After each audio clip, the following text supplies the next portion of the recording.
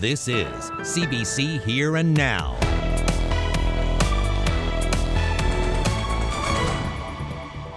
Masking just seems like a really simple measure to keep in place, even though we don't have to, just to kind of like give people the choice to protect themselves a little bit better.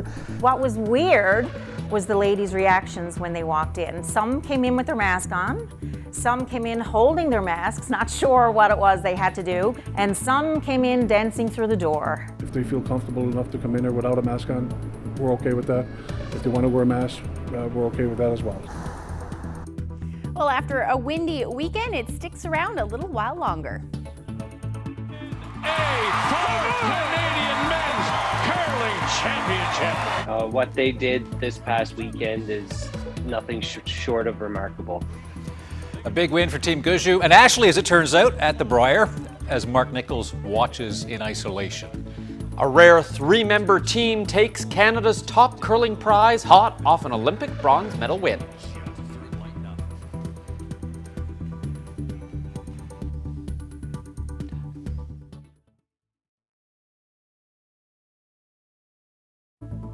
All right, we'll try to get this going now. Good evening and welcome. I'm Anthony Germain. And I'm Peter Cowan. Apologize for those technical glitches there. Here Now has returned to our normal time now that the Paralympics are over. All right, so let's get right to our top story today. The province entered a new era of the pandemic. Yeah, mask mandates, vaccine passports, capacity and travel restrictions, they're all gone for Newfoundland and Labrador. For many businesses, this is good news. They can increase capacity and increase their business. But what about masks? Well, I stopped by two different fitness businesses today with different takes on which healthcare measures they'll continue using. I think, personally, I'll never give up wearing a mask, going to Sobeys and going to places like that and going out for Paddy's Day and whatnot. I think we're all struggling with it a little tiny bit, but not in here. Here we go.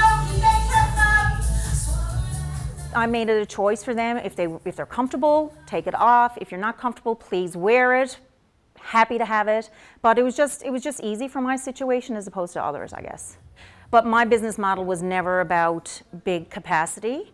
I only took a maximum of probably 18 people anyway because I wanted to check on their form. It's not always about capacity.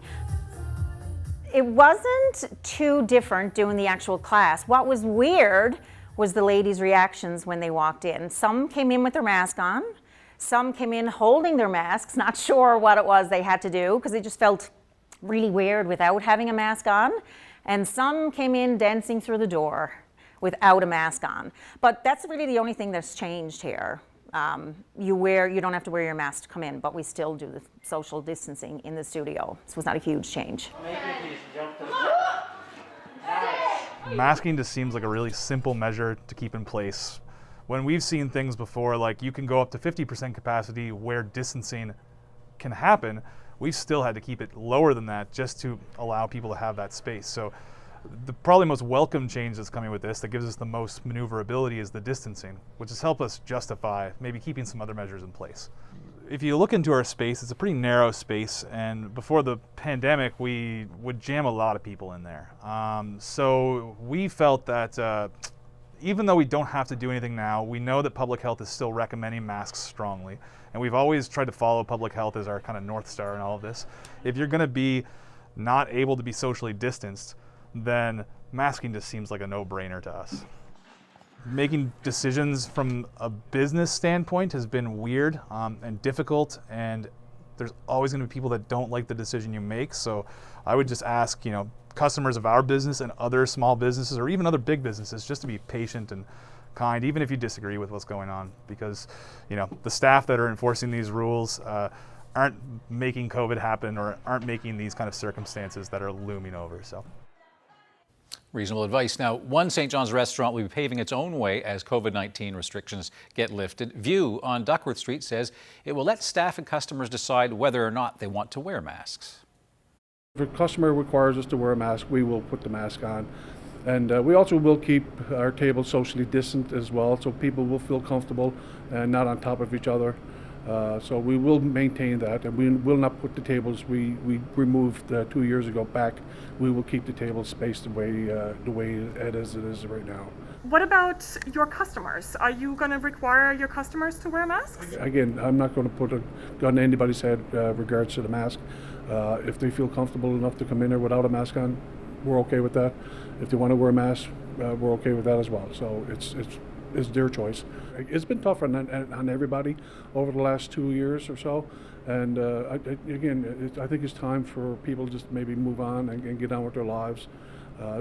Some people are not going to like the answers that I'm giving here now. Some people won't, but that's okay. We all have our opinions, but this is my opinion on it. And if you want to wear it. If you don't, don't. Well, a sign of the high vaccination rate in Newfoundland and Labrador, the demand for COVID vaccines is down. Eastern Health will no longer have a vaccine clinic set up at the Village Mall. They're going to decommission it over the next week or so. That will be moving to the Eastern Health site at Mundy Pond Road. Appointments for vaccines can still be booked at various clinics throughout the province on the COVID website.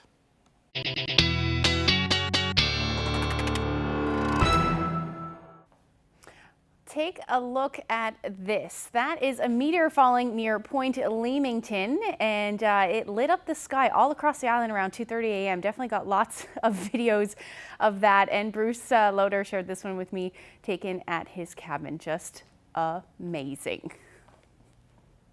So no, it wasn't lightning out there for sure. But taking a look at right now outside, finally the sunset past 6 o'clock. That's thanks to the clock springing forward today. Beautiful evening out there. -3 is what it's feeling like in St. John's, more like -12 with that wind chill. And then we've got those winds out of the west, about 43 kilometers per hour. They're gusting upwards of about 65 kilometers per hour. So taking a look at what we've got on the go right now, not a whole lot. Sitting under a ridge of high pressure, we do have an area of low pressure to the north, and that is keeping the winds quite breezy. Unfortunately, that pattern is going to stick around as we head through the day tomorrow, but that ridge of high pressure, that will finally be the relief to these winds, and that will move in on Wednesday. I'll have the full forecast coming up. Thanks, Ashley. Air search and rescue operations have resumed in Gander. They were put on hold last Thursday after a Cormorant helicopter crashed at Gander Airport. Canadian Armed Forces inspected other helicopters at the base over the weekend, and of the 6 crew, those with injuries have been sent home to recover. The forces say they have begun an investigation but won't speculate about the cause of that crash. A suspect has been arrested in connection with a murder last year in St. John's. The body of 68-year-old Michael King was discovered on a walking trail in the Waterford Valley area in May. Last month, a Canada-wide arrest warrant was issued for 26-year-old Sheldon Hibbs. Police in Calgary took Hibbs into custody yesterday. He's currently being transported back to St. John's to face a charge of second-degree murder.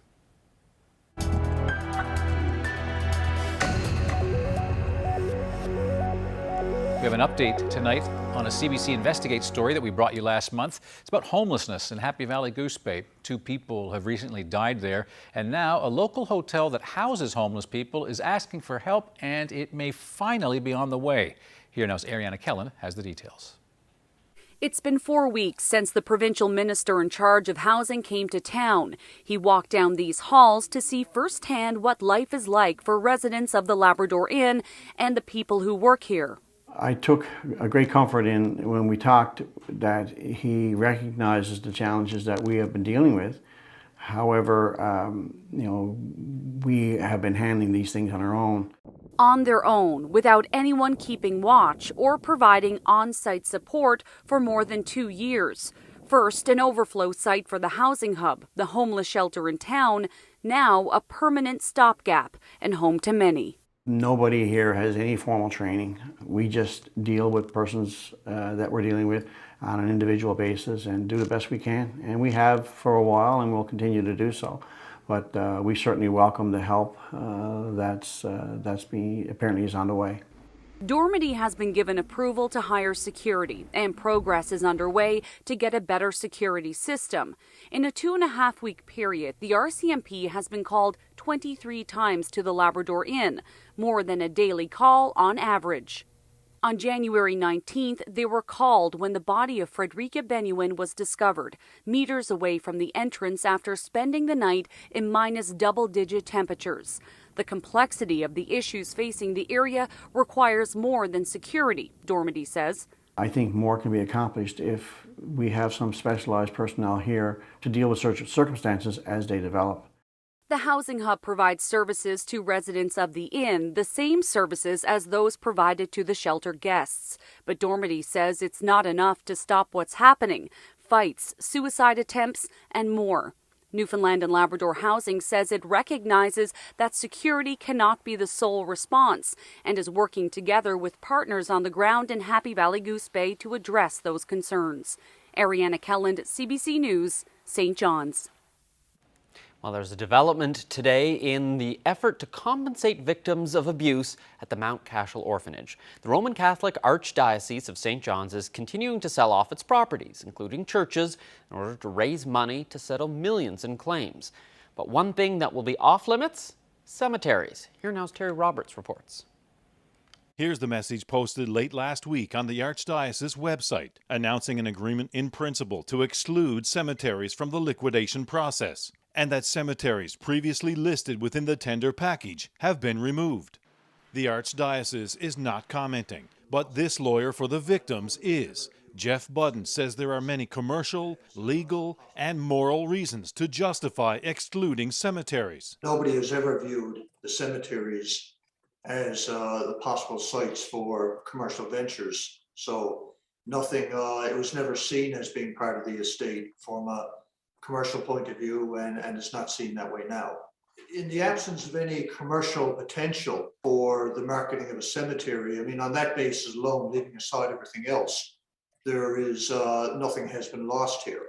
It's welcome news for members of the St. Patrick's Cemetery Committee in Burin. The committee invested big money to restore this hallowed ground. Our son is here.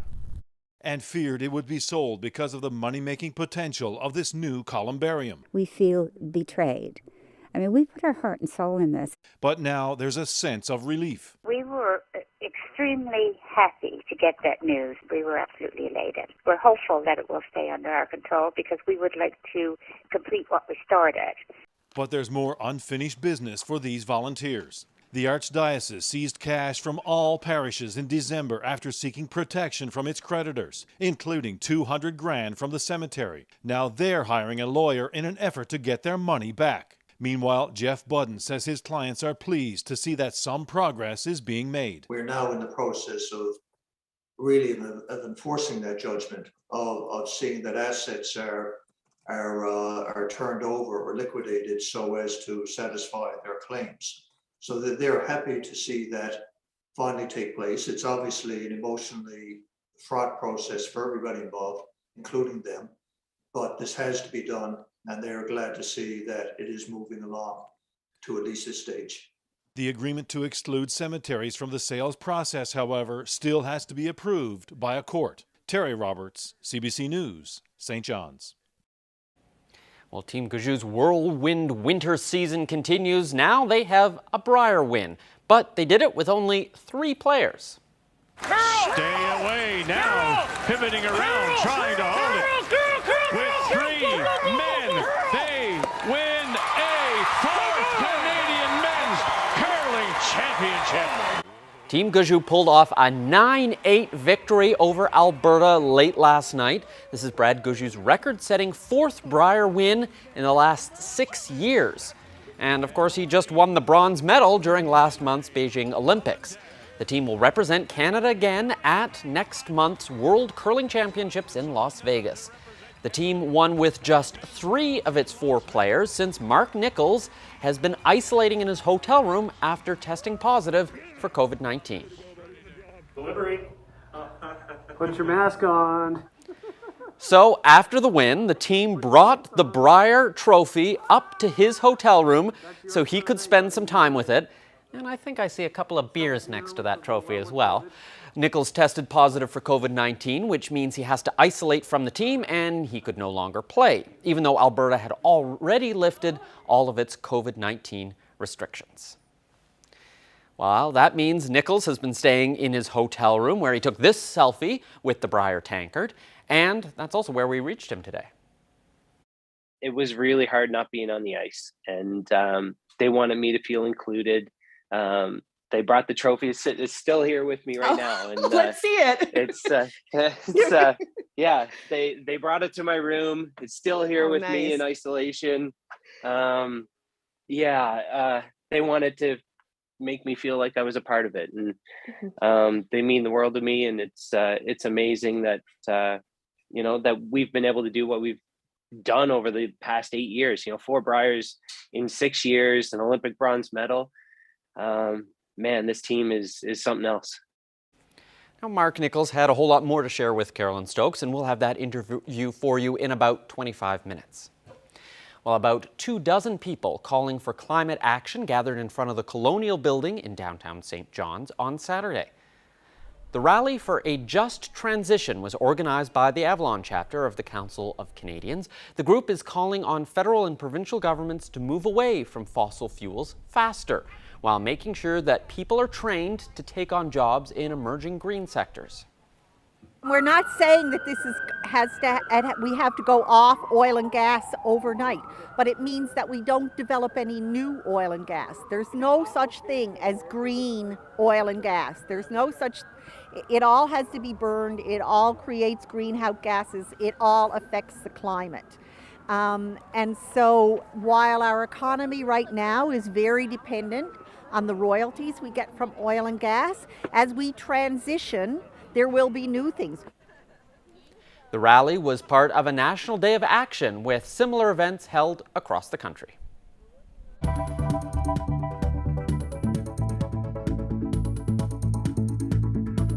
We've got some milder air coming up the pipe for parts of the province. I'll have the full forecast coming up.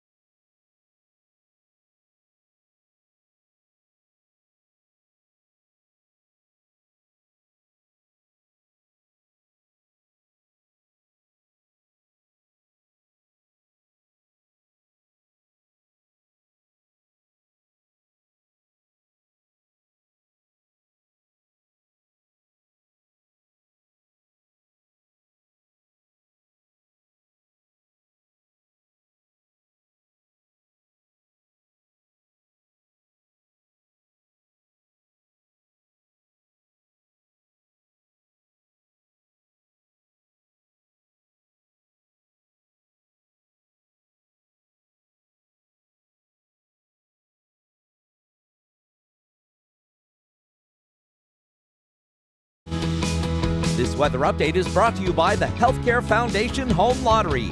Order tickets now at hcfhomelottery.ca.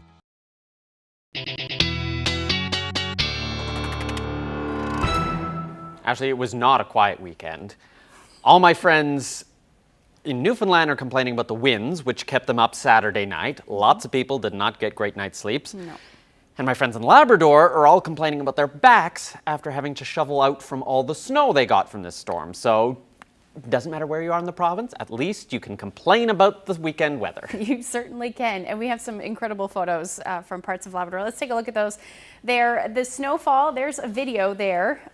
You can't really see anything. And then the snow. Makkovik recorded the most snow, about 46 centimeters. And we're talking significant winds as well. Black Tickle saw about 132 kilometer per hour wind gusts. Number of areas even across the island seeing those winds between 100 to 140 kilometers per hour. And then not only did we see lots of snow up across Labrador, we saw lots of rain for the island. In fact, 118 millimeters of rain fell in Bay Despair. So certainly a storm to remember. We talked about the potential even to break the record for the lowest recorded sea level pressure. That happened as well in Black Tickle. So certainly a storm to remember.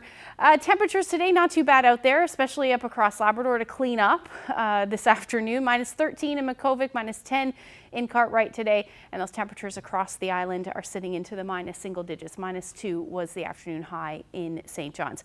Winds didn't really let up though, not seeing nearly as high, but they're still gusting fairly strong out of the west, about 65 kilometers per hour for St. John's at the moment, 70 in Makkovik and 46 in Cartwright. So that is leading to a bit of a wind chill out there.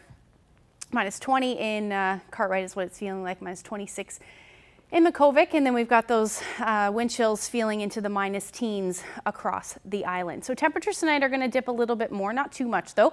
We're looking at about minus 4 to minus 7 across the island. The winds are going to stay brisk either out of the west or the southwest between 30 to 50 kilometers per hour.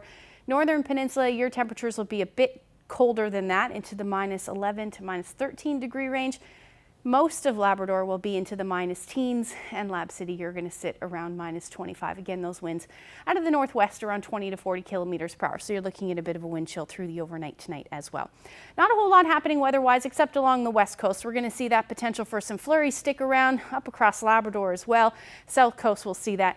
The flurries will become more numerous as we head into the early morning hours tomorrow and then continue into the afternoon and spread across the island. Now you'll see some sunshine at times, but overall it will be an unsettled day tomorrow across the island and southeastern portions of Labrador. And unfortunately, these winds are going to stick around as well right into the afternoon, evening hours. We'll finally, as that ridge of high pressure moves in, start to see those winds ease and the clouds will move along right with that. So as far as snowfall accumulations go, this takes us through to tomorrow morning. We're looking at about 5 to 10 centimeters on the west coast as we head through the afternoon. That number will be closer to 10 to 15, even 20 centimeters in those higher elevations along the west coast as well. So temperatures tomorrow for the eastern half of the island anyway will actually be a couple of degrees above zero. We can thank southwesterly winds for that. They will be gusty between 40 to 60 kilometers per hour. And again, flurries the story into the afternoon. Now, as you head towards central, we're looking at a similar temperature forecast as far as 1 to 3 degrees goes. Not a whole lot in the way of accumulation. Less than 2 centimeters should be the story for you. Again, most of the action will be on the west coast. Temperatures a little bit cooler for you, especially in Corner Brook, minus 2, minus 4 in Gross Mourne. Bayvert, you're looking at temperature around 0 degrees with those winds out of the northwest between 40 to 60 kilometers per hour. As we head towards the northern peninsula, you're looking at your temperatures into the minus single digits as well. Winds will stay brisk right across the board tomorrow, about 40 to 60 kilometers per hour out of the northwest for you. For southeastern Labrador, Cartwright will hover around minus 10. And then those temperatures for the rest of the big land will be into the minus teens, winds out of the west or northwest. And you're looking at some flurries, some more sunshine, the story for the west. Now temperatures are going to climb a little bit for parts of Labrador. Unfortunately, the west, you're going to stay into some of this colder air, at least through tomorrow. And quiet weather ahead, which is good news. I'll have the full forecast when I come back.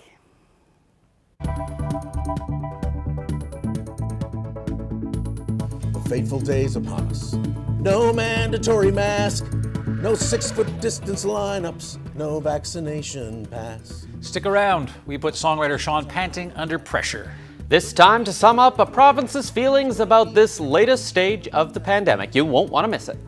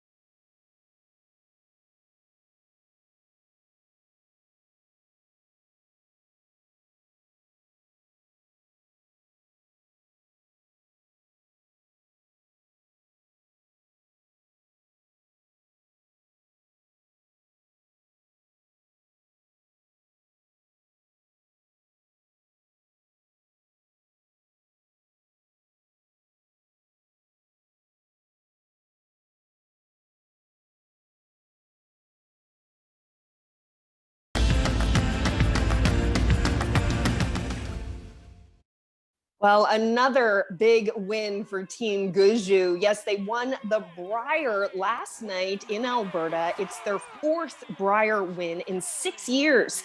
And it comes on the heels of a bronze medal win at the Olympics in Beijing just 3 weeks ago. Plus, the team did something that has never been done before. They won the Brier while down a team member. Mark Nichols couldn't play last night because of COVID, and he joins me now while in isolation in a hotel room in Lethbridge. So first of all, Mark, how are you feeling? Great now that the boys won. But it was a tough few days for me. I was pretty sick. I feel like I'm on the other end of it now, but it's been a whirlwind of emotions and feelings over the last 3-4 days. I bet. And congratulations on the win. And what was it like for you last night watching the game and watching your team members bring home the Briar? What they did this past weekend is nothing short of remarkable. Watching is terrible. I hated every second of it, but I loved it. Loved watching them do what they did on the ice, because what they did, like I said, it's never been done before, and you know what? It may never be done again. It was pretty special to watch. I'm lucky to be a part of a pretty amazing team. And expectations going into this, they were pretty low.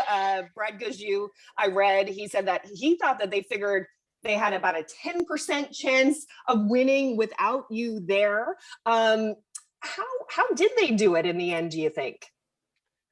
I feel like, they took on the role of underdog after that. A lot of people counted them out. They're three very talented curlers, great players, great teammates. And I think they just, maybe me getting sick motivated them just that little bit more. And who knows what it was, but they went out and they played unbelievable. And it's a story we're going to tell for a long time. And I can only imagine how tired they must have been after playing such a highly competitive game at the Olympics, just coming right off of that and right into the Briar being down you. It's just really amazing. Oh, the way 2022 has gone has just been crazy. We're on this roller coaster ride that actually is not over yet, because now we've got to prepare and get ready to go to Vegas for the World Championships. This team's run is not over yet. Let's just hope everyone. Just hope I can get healthy again, and everyone's healthy for the Worlds in a few weeks. And, last night there were some sweet moments too. I saw on Twitter that your team member, Brett Blunt, he posted a video, a message to you, and also they delivered the trophy to your room afterwards. Can you tell me about that? Yeah, thinking about it chokes me up. It was really hard not being on the ice, and they wanted me to feel included. They brought the trophy. It's still here with me right now. And let's see it. They brought it to my room. It's still here with me in isolation. They wanted to make me feel like I was a part of it, and they mean the world to me. And it's amazing that that we've been able to do what we've done over the past 8 years. 4 Briars in 6 years, an Olympic bronze medal. Man, this team is something else. And there is so much emotion to this. The win at the Olympics, you could see the emotion on your faces then, and now this happening. How are you feeling about your teammates right now? Do you think this is bringing you closer together? Absolutely. Adversity brings people together. It's brought this team together. I think we realize, just how hard it is to do some of these things. And when the fight and the journey to get to this, that's, these are the stories we're going to tell. Yes, winning championships is fun, but the steps and the processes we've taken to get to this and then get through it. We've done a lot of work to prepare for, what if this happens? What if that happens? And what? A lot of stuff has happened to this team, and we've been able to battle through. So it's a testament to the amount of work we've put in. Mark Nichols, I hope you feel better soon. Thank you so much for this. Thanks for having me.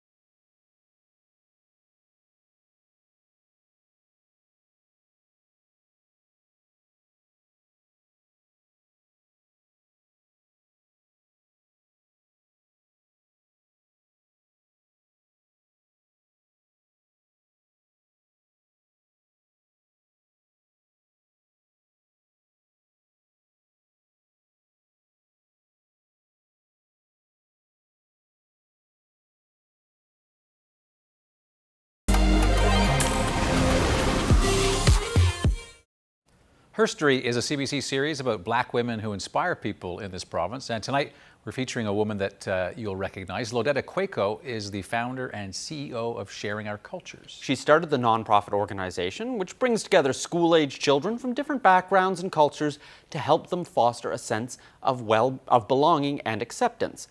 We'll let Nicole Obiadiaka take it from here. There are so many amazing Black women in Newfoundland and Labrador who are making a huge impact and are doing remarkable things with their lives. I wanted to get their best piece of advice and find out about the experiences that have shaped them into who they are today, in hopes to inspire and empower others.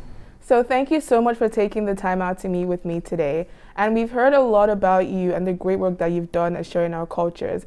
And today we would love to get to know a bit more about the person behind that organization. So could you let me know a bit about your experiences in Newfoundland and what motivated you to create Sharing Our Cultures? Well, I decided to start Sharing Our Cultures because I had the opportunity to care for 2 young boys who'd come here with their mom. She was a single mom and she was a resettled refugee, and she found out she had a terminal illness, and she asked me if I'd look after the boys' education, which I did. So I found out that they had been here for 2.5 years, but they had not progressed academically because when they came, they had huge gaps in their academic learning, and those needs were not met in the school. So I thought, if those 2 were going through that situation, how many more would there be? Mm-hmm. So that sort of influenced my research, and at the end of the research, I found out that a number of them were socially isolated, and I thought Sharing Our Cultures might be a great way to help them get to know, each other, and students can find out from others who speak their language or who are from their culture. It takes a lot to raise 2 kids by yourself, and what part of your childhood do you think influenced that decision? Because that takes a lot of love, strength, and courage to do that. Yeah, well, I grew up in a home. Our parents were Christians. There were 6 children. We just grew up knowing we needed to love others. And our home was open to anyone who came, regardless of their religious background, their tribal, affiliation, their social status. My mom let them in, and because we know as soon as strangers came, we lost our beds, but that was fine because then all of the children were together in one room and we had more fun that way. So I saw that as part of my life. I could remember for as long as I was a child, I was the one who would bring home the bird with a broken wing. And so in starting Sharing Our Cultures, I realized that anyone who comes here or who contacts me and is going through any social justice issues or needing to find some help that they do not have, the first thing in my heart is just to help them find a long-term solution and see them happy as I was when I grew up as a child. Yeah. I can imagine that when you were starting your own business and you probably faced a lot of resistance and a lot of hurdles along the way. When you faced such adversity, what kept you going? Where did you go to? What did you do to keep you going? So whenever I met those challenges, it was opportunities to reflect, opportunities to pray, opportunities to think through how can I overcome those barriers. Opportunities for children from diverse cultures to share their cultures did not exist in this province. So when it first started, there were people who weren't really sure why I was doing what I was doing. But I knew that when I did my research on the psychosocial needs of immigrant and refugee children, I heard the stories that they told of being, racially targeted because of their race and bullied and experiencing unwanted social isolation. I knew that I had to do something. So I was bent on, nothing was going to stop me from doing it. So do you ever feel any pressure being not only a woman in business, but a Black woman in business? For me as a Black woman, I carry the weight of every Black woman, every Black girl. I'm running an organization. I have to make sure it succeeds, because there's always that feeling that you're a Black woman and you're running an organization and you dare not fail. other young black girls that are looking on, well, I'm willing to carry them on my shoulder too, but I think that I cannot afford to let them down. Is there any advice you would like to give to the young black girls out there who are watching our show today? Well, one thing I always remember my dad would say, if anything is worth doing, it's worth doing well. And I've used that many times in my life, in everything I've done, to make sure I do it to the best of my ability. It might not be the best for everyone, but for myself, I make sure that whatever I'm given to do, whatever I take on to do, that I do it the best possible way it can be done.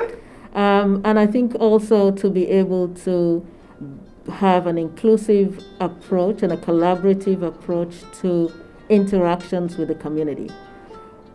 Because anyone from any culture, any background can be of assistance to you if you open up your heart to accept and to receive that. And that is equally important. So I know you asked me for one. Thank you so much for sharing those great words of wisdom with me today. It was really inspiring getting to know a bit more about you and the things that you've done to overcome any obstacles that you face. It is really inspiring meeting someone like you. And I hope that the people watching today will take the advice that they've heard and apply it to their everyday lives. Thank you once again.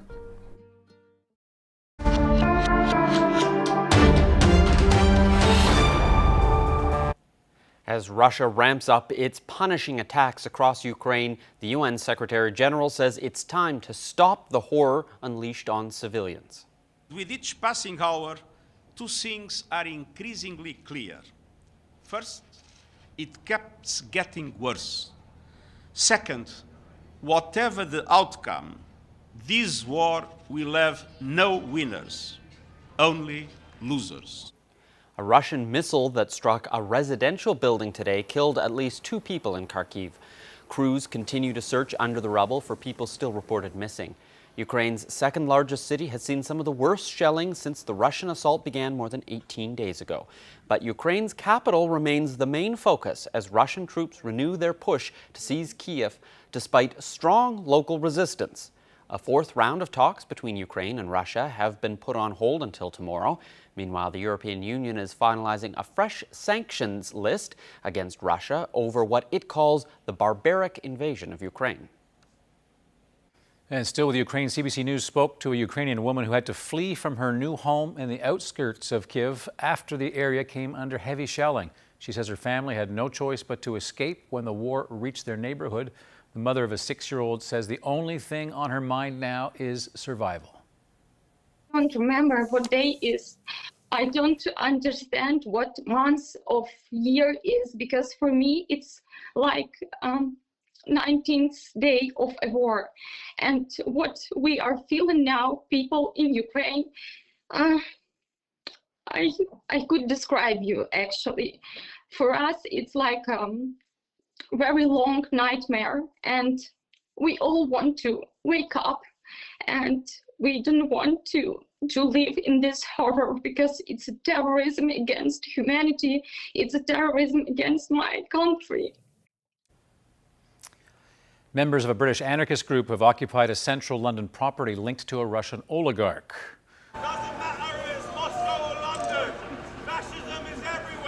Now, the group broke into the mansion overnight, hanging a Ukrainian flag and some protest banners. 4 demonstrators have taken up a position above the front door of the home and have been in an hours-long standoff with police there. The home, which is in London's posh Belgrave Square district, is said to belong to an associate of Russian President Vladimir Putin.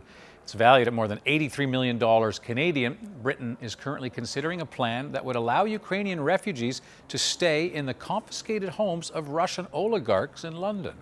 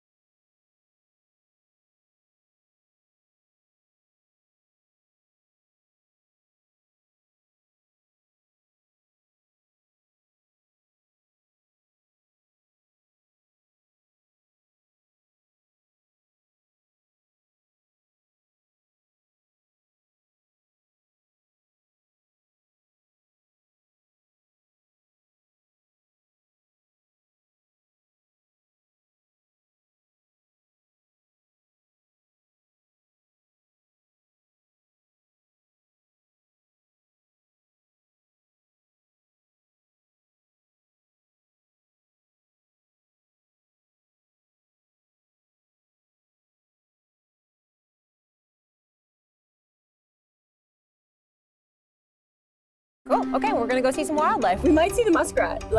This is really nice muskrat habitat. It's very deeply ingrained to be afraid of bats. They're really important. The first bird to be threatened, really, would be the gander with global warming. It's only found in this little tiny strip. It's part of Newfoundland, right?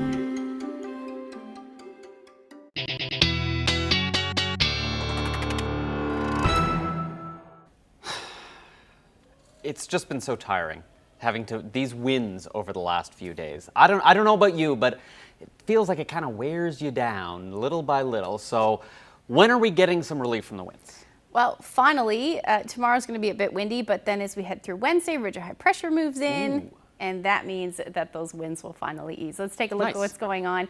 The ridge of high pressure also means that the weather will quiet down as well. We're looking at some flurries ending by the time we get to the morning hours for the west coast, and then we may see some cloud cover linger for the east and the south, at least through the morning. But then eventually those skies should clear as we get into the afternoon. We may see a few flurries in the mix for the western portion of Labrador, but overall, that's about it. Ridge of high pressure will move through quite quickly.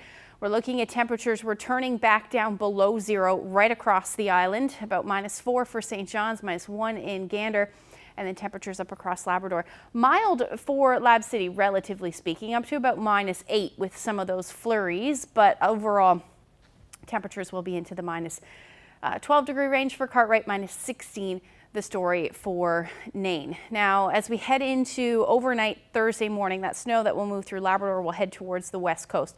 So you're going to see some more flurries as we get into Thursday morning. Quiet for Labrador. And then we watch the next system move in. This one looks like it will bring a weak system, but it'll bring some snow at least towards the evening hours on Thursday for the west coast and parts of Labrador as well, keeping your skies generally cloudy through the day. Lab City will hover around the 0 degree mark, -2 for Happy Valley Goose Bay, and then temperatures for the island should be above zero by a couple of degrees, anywhere from 1 to 3 degrees through the afternoon, with that flurry activity working its way across the island as we head through the evening and overnight. Most of the day actually should be beautiful for St. John's, hovering around 2 degrees. Now, taking a look at the long-range forecast, it does look like these temperatures are going to stay above zero right through the weekend. A little bit of a system moves through on Friday. This is going to bring some rain, it looks like, which could be heavy at times. Definitely have to keep an eye on this one. Some windy conditions will return. Not nearly as windy as it was this weekend, but still fairly breezy through the day. And then the showers will continue at least through the first half of Saturday at this point. And then we should actually see some sunshine with those temperatures in and around 5 degrees. Now for central Newfoundland, going to keep the skies gray for you on Saturday. Temperatures a bit cooler, so the potential for flurries will stick around as well. Western Newfoundland, similar forecast, much colder for you. Overnight lows again, end of the weekend, dipping down to the minus double digits. Now for Labrador, you're looking at a warm up as well. Looks like the eastern half of Labrador could see those temperatures up above zero, which means you'll see a brief period of rain in the mix at some point on Friday, and then back down as we head into Saturday. About -6 will be your afternoon high. And then for western Labrador, flurries, 0 degrees on Thursday, dropping back down slowly as we get towards the end of the weekend.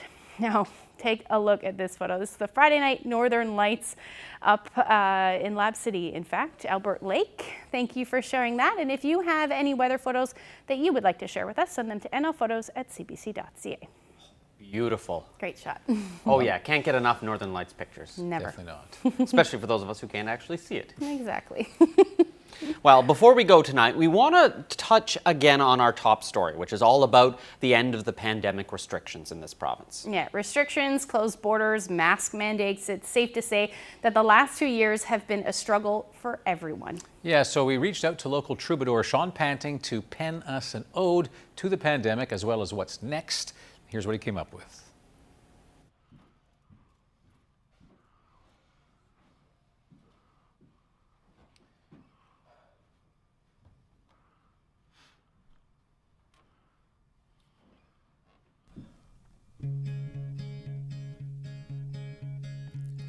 The fateful days upon us.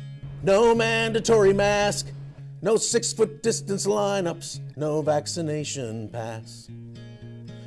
Just in time for Paddy's Day, it couldn't be more clear.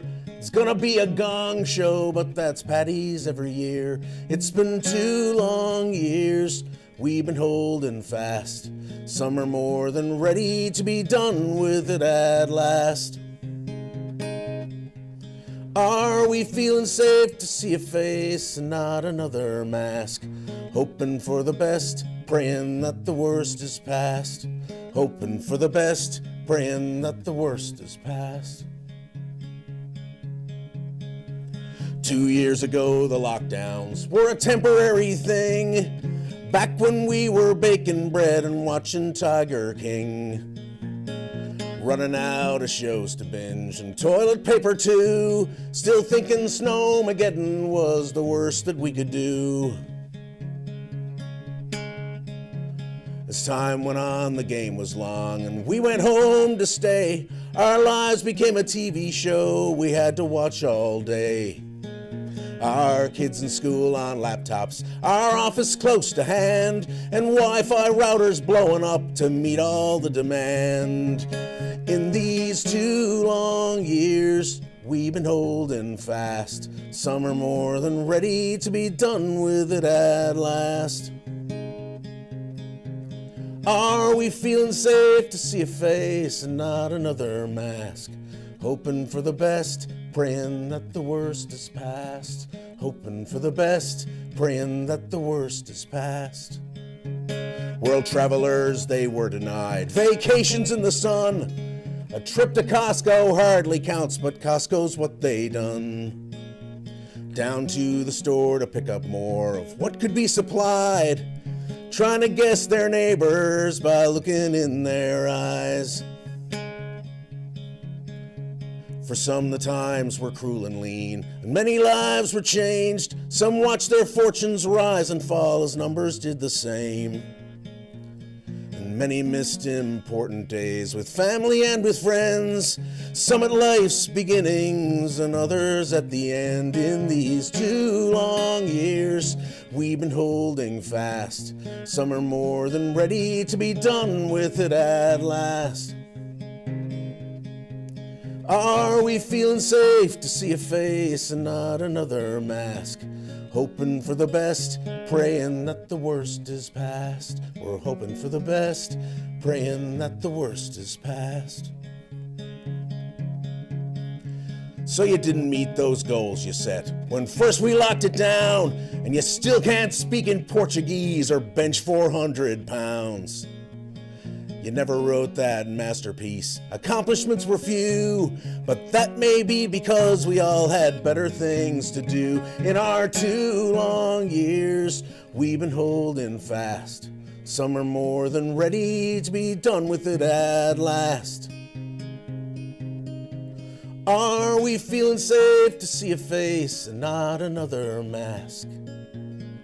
Hoping for the best, praying that the worst is past. We're hoping for the best, praying that the worst is past. We're hoping for the best, praying that the worst is past. Wow, it's quite something. You know, Sean Panting started writing songs for us, at least in my time back when I was on radio, and he's done a few since came to television, but he's a different side. They're very thoughtful, funny, but also a very thoughtful side of that. Thank you, Sean. And it's interesting that they decided to lift the measures today. It's 2 years exactly since we had the first presumptive positive case in Newfoundland and Labrador. It's also the Ides of March. Yeah. Right. And it's Pi Day. Part of my math, I guess. Right, because it's 3.14. 3.14. So March 14th is Pi Day. Are you doing anything to celebrate? I might make a pie later, who knows? Pizza or dessert? Good question, probably dessert. I was going to challenge to see how many points in the decimal you actually solve by, but I guess we... Oh, I can't. I used to know those answers, but not anymore. 3.1415, it starts to go down. It's infinite. The amount of numbers is infinite. It's the only number like that. Well, then you start rhyming them out, and you'll still be going by the time we pick up the show 24 hours from now. You're absolutely right, yeah. Something like that. And that's it for us. Thanks so much for watching, everyone. Have a great night. See ya. Good night.